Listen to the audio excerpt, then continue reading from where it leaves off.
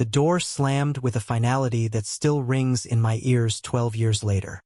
Rain hammered the porch roof as I stood there, 16 years old, backpack soaked, staring at the brass numbers on the house I had called home my entire life. "Don't you ever come back here, you disgusting little freak," my stepmother had hissed, her voice cracking with rage after she'd read the texts on my phone from the boy who sat behind me in history class. My father had stood in the hallway, arms folded, saying nothing. I turned and walked into the downpour, the streetlights of our quiet Illinois suburb blurring into streaks of gold. By morning, I was on a Greyhound to Chicago with $43 and a change of clothes. The shelter on the south side smelled of bleach and old coffee. I slept on a cot next to a man who muttered about the war in his dreams. During the day, I washed dishes at a diner on Clark Street, lied about my age, and tried not to think about the way my stepmother's face had twisted when she called me a pervert. Nights were worse. I would sit on the curb outside the shelter and wonder if being gay was really the worst thing a person could be. 3 weeks in, a tall guy with warm brown eyes and a volunteer badge handed me a tray of spaghetti. "You look like you could use a friend," he said. His name was Elijah. He was 21, studying social work at the University of Illinois, and he didn't flinch when I told him why I was there. He just nodded like my story was ordinary. That small kindness cracked something open inside me. For the first time since the door slammed, I cried in front of someone. Elijah started showing up on his days off. He brought me a winter coat that actually fit, helped me enroll in night classes for my GED, and never once made me feel like a project. We talked for hours about everything and nothing. Favorite movies, the smell of rain on concrete, the way the city lights looked from the roof of the shelter. I didn't realize I was falling in love until the night he stayed late and we watched the sunrise from that same roof. His shoulder brushing mine, and the world felt possible again. Winter turned to spring, and Elijah found me a room in a boarding house run by a retired teacher who didn't ask questions. I got a better job at a bookstore in Wicker Park, shelving novels during the day and studying at night. Elijah would swing by after his classes, bringing coffee and quiet encouragement. One evening in May, after I passed my GED, he took me to the lakefront.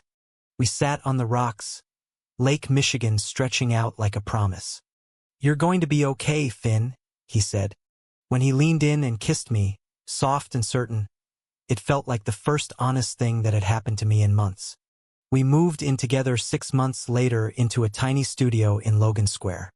The walls were thin, the radiator clanked, but it was ours. I started community college, majoring in theater because pretending to be someone else had always felt safer than being myself. Elijah worked 2 jobs and still made time to help me rehearse monologues. There were nights I woke up gasping from nightmares of my stepmother's voice, and he would pull me close, whispering that I was safe, that I was loved. But love didn't erase the fear. On campus, I kept my head down. When a group of guys in the cafeteria made jokes about fags, I laughed along so they wouldn't look at me too closely. Elijah noticed. One night, he sat me down and said, "You don't have to hide here. Not with me." That conversation lasted until dawn. I told him about the shame that still lived in my bones, about the way my father's silence had cut deeper than any slap.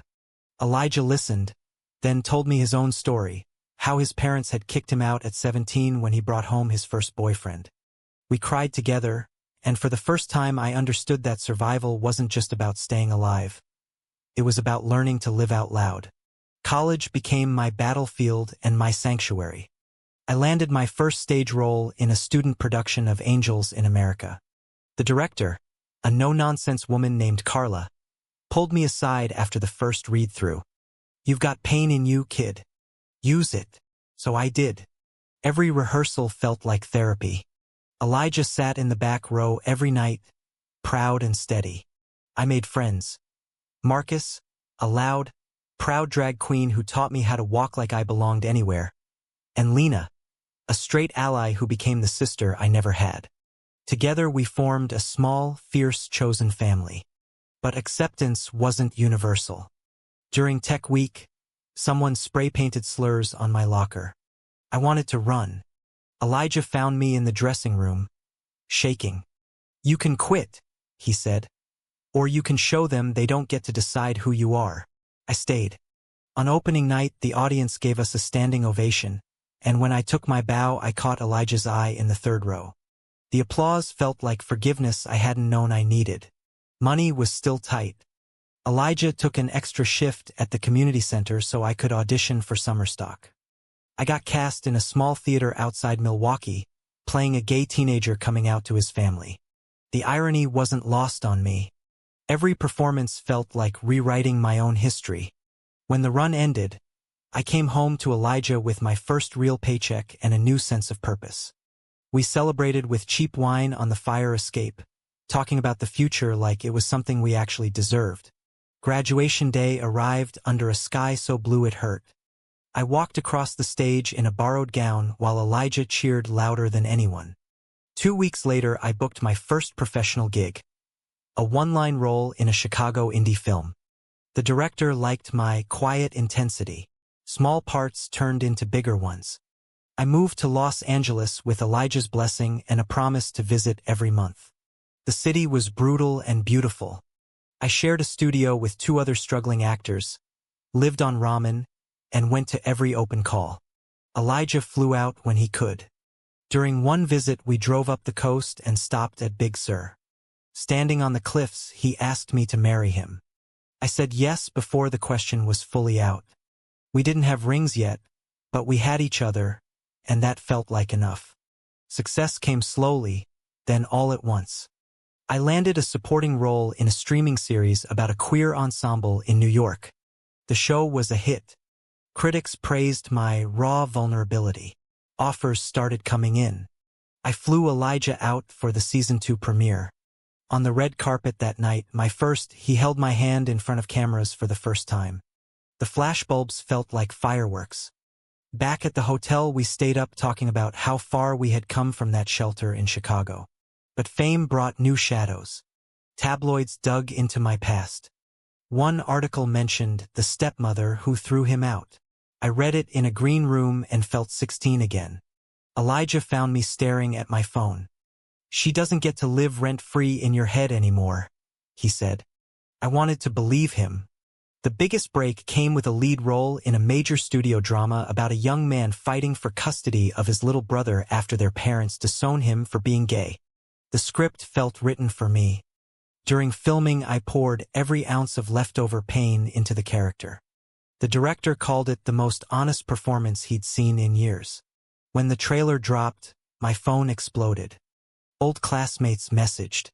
My father texted for the first time in a decade, "Proud of you, son." I stared at the words until the screen went dark.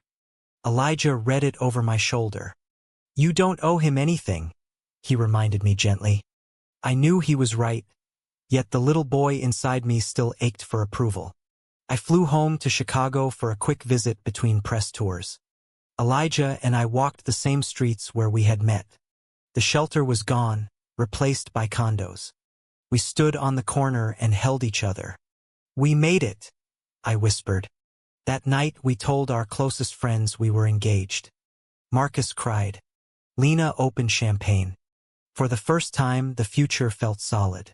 The film premiered at the Toronto International Film Festival. I walked the carpet with Elijah, both of us in midnight blue tuxedos. The reviews called my performance career-defining.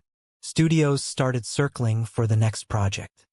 I was 28, successful, in love, and finally unafraid to say my boyfriend's name in interviews. The Academy Awards were surreal. My film had been nominated for Best Actor.